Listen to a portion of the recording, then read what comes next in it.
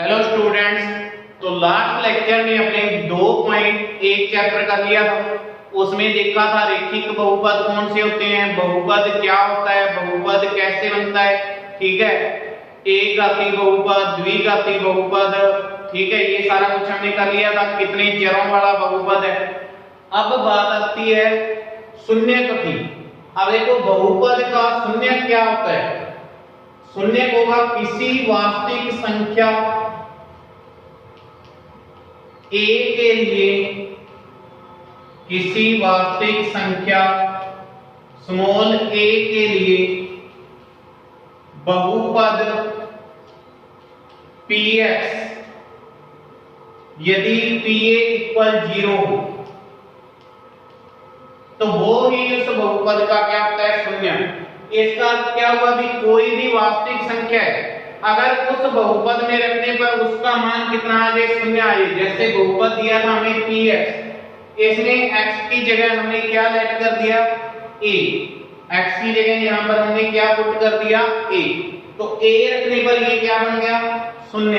तो ये बहुपद का क्या होगा, शून्य। इस 2.2 में आपके यहां पर मेन इसमें शून्य ही चलेगा। जो बहुपद दिया है उसको मान के चलोगे। x में दिया है तो px, y में दिया है तो पॉलिनोमियल y, z में दिया है तो पॉलिनोमियल z, t में दिया है तो पॉलिनोमियल t। मेन इसमें एक ही बात रहेगी भी यहां पर बहुपद का शून्य क्या होगा। तो शून्य क्या होगा भी जो बहुपद दिया है उसमें a की वैल्यू रखें और वो बहुपद कितना आ जाए, शून्य। तो वो ही इसका क्या होगा, शून्य होगा। फर्स्ट क्वेश्चन देखते हैं इसमें, निम्नलिखित पर बहुपद।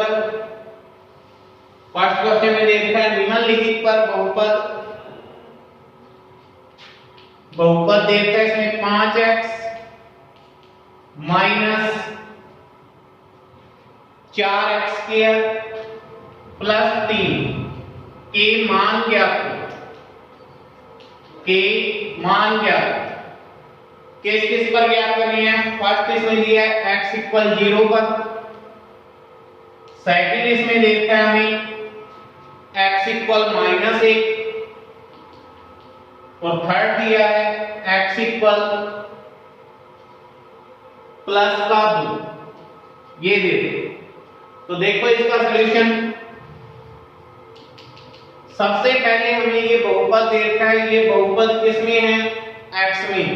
तो इसको क्या लिख लेते हैं, पॉलिनोमियल x = 5x - 4x² + 3। ये मान लिया।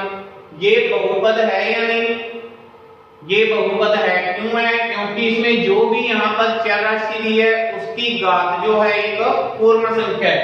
इसकी घात 2 है, इसकी घात 1 है, पूर्ण संख्या है, माइनस में नहीं। तो यहाँ पर ये क्या है, बहुपद। ये कितनी घात का बहुपद है अगर बात करें तो ये कितनी घात का बहुपद है, x की घात 1 है, यहाँ पर कितनी है, 2। तो अधिकतम घात देखनी होती है तो ये कितनी घात का बहुपद है, 2 घात। फिर अगर इसमें देखें ये कितने चर राशियों वाला बहुपद है, तो कितनी चर राशियां हैं इसमें, एक ही चर राशि है, x ही यहाँ है, x ही है। तो ये एक चर वाला बहुपद, समझे। अब देखो हमें इस पर मान ज्ञात करने हैं। फर्स्ट में इसको देखते हैं समीकरण नंबर 1। फर्स्ट समीकरण 1 में x = 0 रखने पर, समीकरण 1 में x = 0 रखने पर, तो यहां पर x की वैल्यू 0 रखते हैं। पॉलिनोमियल 0 = 5 × 0 - 4 × 0² + 3। और देखो एक चीज प्रॉपर्टी क्या होती है, प्लस इंटू प्लस क्या होता है, प्लस ही होता है। जब दोनों साइन एक जैसे हों, जब दोनों साइन एक जैसे हो तो प्लस ही होगा। जैसे माइनस इंटू माइनस, ये भी क्या होगा, प्लस, क्योंकि इसमें दोनों साइन क्या है, एक जैसे। प्लस इंटू माइनस, ये क्या होगा, माइनस, क्योंकि एक प्लस का एक माइनस का है। माइनस इंटू प्लस, ये भी किसका होगा, माइनस का, क्योंकि इसमें भी साइन अपोजिट है। साइन दोनों अपोजिट आ जाए तो माइनस, साइन दोनों एक जैसे आ जाए तो प्लस। तो देखो यहाँ पर पहले इसमें नियम क्या होता है, बोर्ड मास का पहले तो होता है ब्रैकेट, ब्रैकेट सोल्व करना होता है, ब्रैकेट यहाँ नहीं है, ब्रैकेट ऑफ, फिर उसके बाद डिवीजन, अगर भाग वाला है तो पहले क्या करते हैं भाग, ब्रैकेट ऑफ डिवीजन, ये लिखा होता है, ये रूल चलता है इसमें। तो पहले तो ब्रैकेट, अगर ब्रैकेट में संख्या दी है तो वो सोल्व करोगे, ब्रैकेट ऑफ डिवीजन यानी भाग, फिर मल्टीप्लाई गुणा, एडिशन जोड़, सब्ट्रैक्शन घटा, ये चीज करते हैं इस प्रकार से। अब यहाँ पर पहले क्या होगा, गुना वाली संख्या गुना 5 इंटू 0 0 माइनस 0 की स्क्वायर 0 0 इंटू 4 0 प्लस में 3, तो 0 माइनस 0 प्लस 3, तो ये कितने आ गए हमारे पास प्लस के 3। तो x बराबर 0 पर इस बहुपद की वैल्यू कितनी आ गई प्लस के 3। सेकंड दिया है x इक्वल माइनस का 1, क्या करेंगे समीकरण 1 में x इक्वल माइनस 1 रखने पर यहाँ प्रतिस्थापित, कुछ भी बोल सकते हैं, तो यहाँ पर इसकी वैल्यू रखेंगे पॉलिनोमियल -1 इक्वल में x की जगह कितना रखना है यहाँ पर माइनस का 1, तो 5 इंटू -1 फिर -4 इंटू -1 की स्क्वायर और प्लस में 3, ये हो गया 5 इंटू -1 प्लस माइनस माइनस 5 एकम 5, तो ये कितने आ गए माइनस के 5, फिर -4 इंटू, और देखो -1 की होल स्क्वायर है, तो -1 इंटू -1 होल स्क्वायर इसी प्रकार से सॉल्व होती है, तो minus into minus plus 1 into 1, तो ये कितना आ गया प्लस का 1, फिर प्लस में 3, तो -5 4 एकम 4 माइनस के 4 प्लस 3।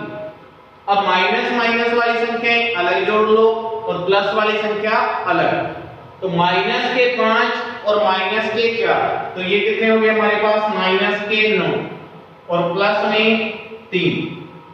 अब देखो यहाँ पर माइनस प्लस, ठीक है, तो माइनस प्लस वैसे माइनस ही होता है, तो देखो -9 प्लस 3, इनको जोड़ें तो यहाँ पर कितने बचेंगे हमारे पास माइनस के 6। क्यों बचेंगे माइनस के 6? क्योंकि माइनस की संख्या बड़ी है।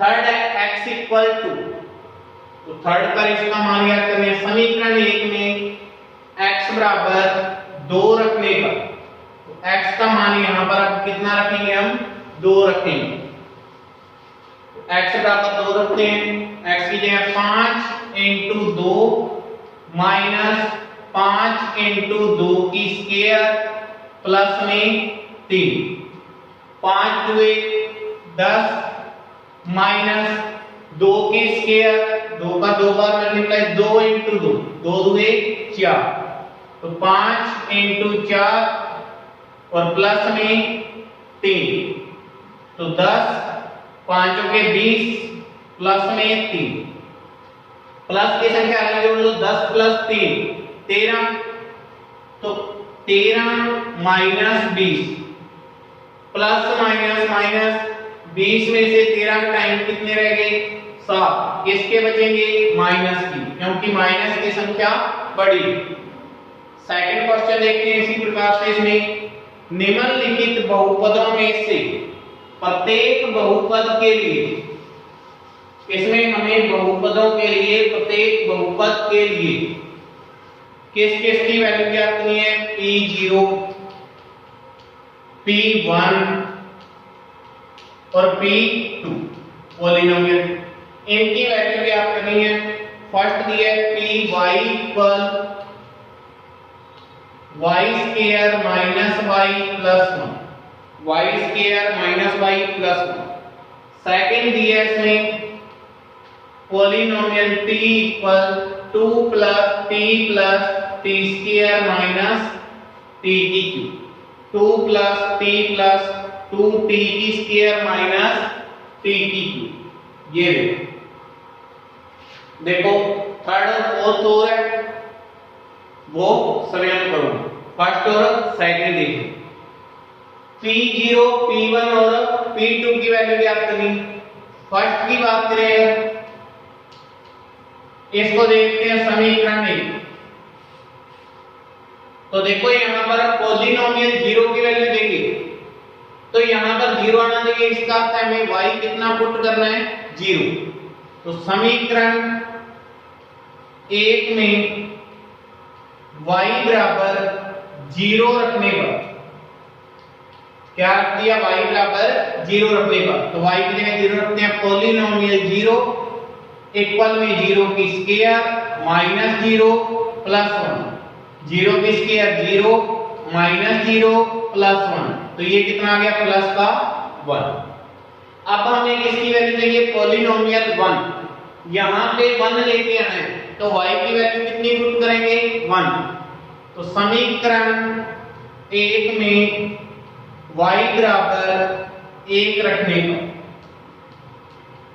तो y की वैल्यू 1 रखते हैं, p1 1 की स्क्वायर माइनस 1 प्लस 1, ये हो गया 1 की स्क्वायर 1 into 1 कितना आ गया, 1 1 माइनस 1 प्लस 1 कैंसिल, तो इसका आंसर ही कितना आ गया, 1। फिर पॉलिनोमियल 2 की वैल्यू चाहिए, तो समीकरण 1 में y बराबर 2 रखने पर, तो समीकरण 1 में y बराबर 2 रखते हैं तो p2 इक्वल में 2 की स्क्वायर माइनस 2 प्लस 1, y की वैल्यू कितनी रखी है, 2 की स्क्वायर 2 into 2 कितने हो गए, 4 माइनस 2 प्लस 1, प्लस वाली संख्या अलग जोड़ लो, प्लस के 4 और प्लस का 1, प्लस के 5 माइनस 2, तो कितना आ गया हमारे पास, 3।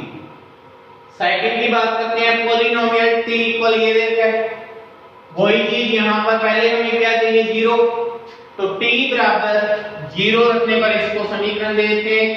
तो समीकरण 1 में t बराबर 0 रखने पर, तो पॉलिनोमियल 0 ये बेस रहेगा इसको लिखने का। इसी प्रकार से समीकरण 1 में t बराबर 0 रखने पर फिर वैल्यू, तो polynomial 0 equal 2 plus 0 plus 2 into 0 की स्क्वायर माइनस 0 की क्यूब, तो 2 प्लस 0 0 की स्क्वायर 0 और 0 into 2 0 माइनस 0 की क्यूब 0, तो इसका आंसर कितना आ गया, 2। अब हमें क्या चाहिए, पॉलिनोमियल 1। तो समीकरण 1 में t इक्वल 1 रखने पर, तो पॉलिनोमियल 1 2 प्लस 1 प्लस 2 into 1 की स्क्वायर माइनस 1 की क्यूब, तो 2 प्लस 1 प्लस 1 की स्क्वायर 1 into 1 ही हो गया, और 1 into 2 2, फिर माइनस 1 की क्यूब 1, एक का कितनी बार भी गुना कर लो कितना आना है, एक ही आना है, एक का चाहे 100 बार गुना कर लो आपस में कितना आएगा, एक ही है। तो 2 प्लस 1 3, 3 प्लस 2 5 माइनस 1, तो कितना आ गया, ये 4। और किसकी जगह, पॉलिनोमियल 2 की, तो t इक्वल 2 रखने पे, polynomial 2 equal 2 plus 2 plus 2 into 2 की स्क्वायर और माइनस 2 की क्यूब, तो 2 प्लस 2 ये कितने हो गए, 4 प्लस 2 into 2 की स्क्वायर 2 into 2 कितने आ गए, 4, फिर माइनस 2 की क्यूब 2 into 2 into 2, 2 की क्यूब है, 2 का 3 बार गुना, 2 2 4 4 2 8, तो कितने आ गए, 4 plus 2 into 4 8 minus 8 plus 8 minus 8 cancel, तो इसका आंसर कितना आ गया, 4। इसका थर्ड और फोर्थ सेकंड क्वेश्चन का इसी प्रकार से करेंगे।